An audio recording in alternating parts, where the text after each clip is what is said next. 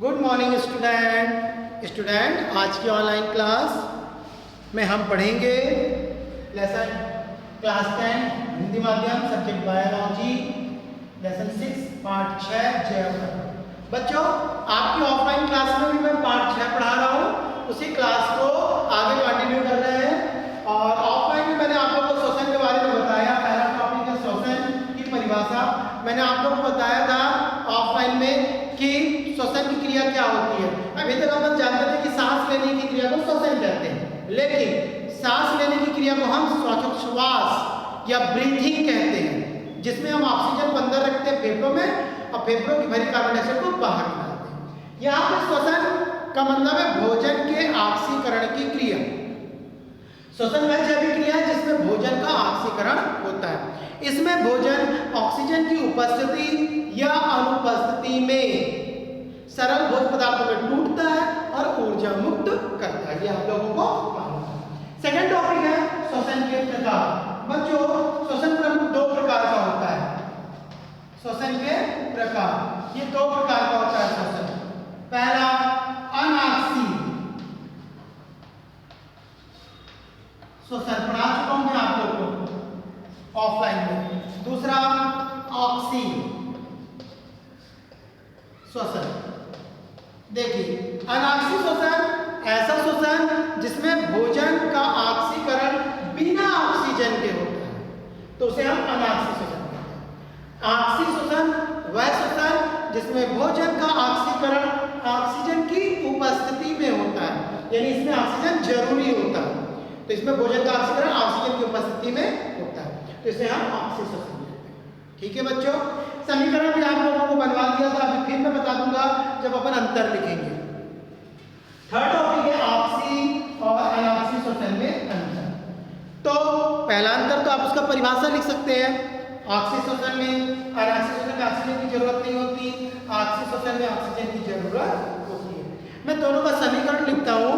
समीकरण लिखने से क्या होगा बच्चों कि आपको इजी पड़ जाएगा। C6H12O6 + 6O2, ये जो ऑक्सीजन का उपयोग आप कर रहे हैं ये हो गया ऑक्सी श्वसन। ऑक्सी श्वसन तो यहाँ पे बनेगा 6CO2 + 6H2O + 673 किलो कैलोरी ऊर्जा बनेगी, या इसको आप लिख सकते हैं 38 ATP ऊर्जा। ठीक है, ये पहला वाला रिएक्शन। दूसरा अनाक्सी श्वसन C6H12O6। अब देखो बच्चों इसमें ऑक्सीजन की जरूरत नहीं होती है, हम बिना ऑक्सीजन के लिखेंगे। ये कौन सा हो गया अनाक्सी श्वसन।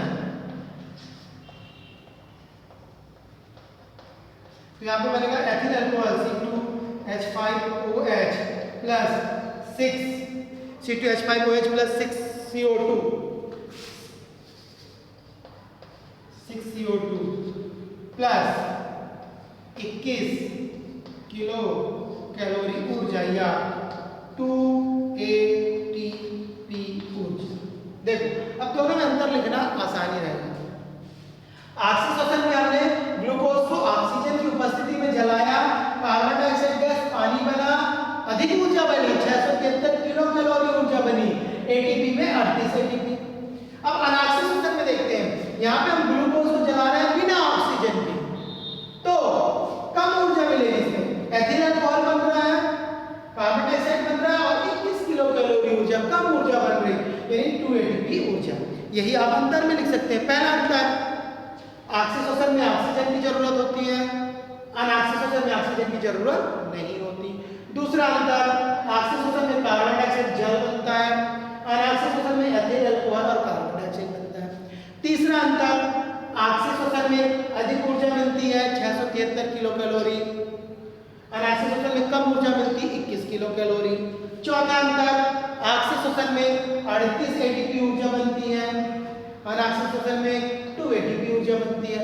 पांचवा अंतर ऑक्सी श्वसन की क्रिया माइटोकॉन्ड्रिया में होती है, कोशिका के पावर हाउस माइटोकॉन्ड्रिया में, और अनऑक्सी श्वसन की क्रिया कोशिका के कोशिका द्रव में होती है।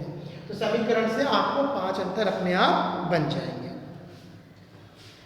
नेक्स्ट टॉपिक लास्ट, पौधों में एक 4th नंबर का टॉपिक है ग्लूकोज के ऑक्सीकरण में ऊर्जा का पथ। यानी आपका ग्लूकोज में ऑक्सीकरण हो रहा है, ग्लूकोज ऑक्सीजन की उपस्थिति में जल रहा है, तो उसका आपको पथ बताना है। बहुत सरल है ग्लूकोज का पथ। यहाँ पे आप लिखेंगे ग्लूकोज 6 कार्बन वाला है, ठीक है, 6 कार्बन अणु, तभी तो C6H12O6 लिखते हैं। अब ये कहाँ जा रहा है? कोशिका द्रव में, कोशिका द्रव में। फिर क्या बना यहाँ पे? पाउरुवेट, पाउरुवेट अम्ल बन गया अनाक्सिक शोषण से। अब ये 3 भागों में टूटेगा पाउरुवेट।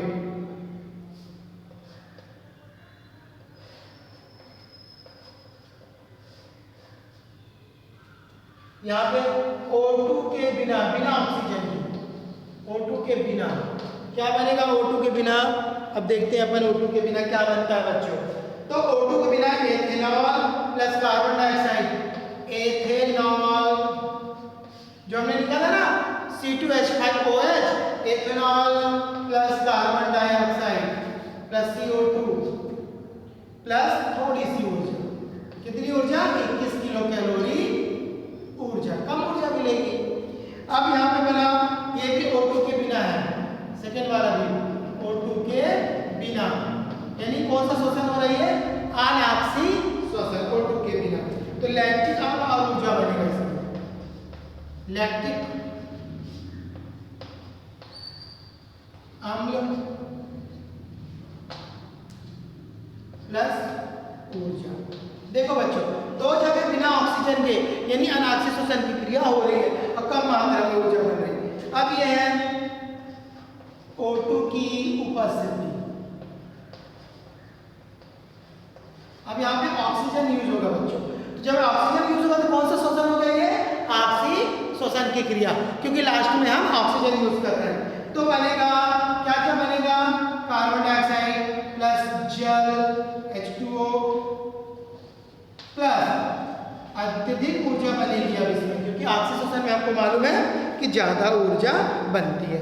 तो ग्लूकोज का एक अणु, 6 अणु जो कार्बन वाला था वो कोशिका द्रव्य में पहुंचा, पार्विक अम्ल में बदला, पार्विक अम्ल का 3 रिएक्शन हुआ, 2 बार बिना ऑक्सीजन के यानी अनाक्सिक शोषण हुआ, कम ऊर्जा मिली। तीसरी बार में ऑक्सीजन की उपस्थिति में माइटोकॉन्ड्रिया में हुआ बच्चों, और अत्यधिक ऊर्जा बनी 673 किलो कैलोरी ऊर्जा।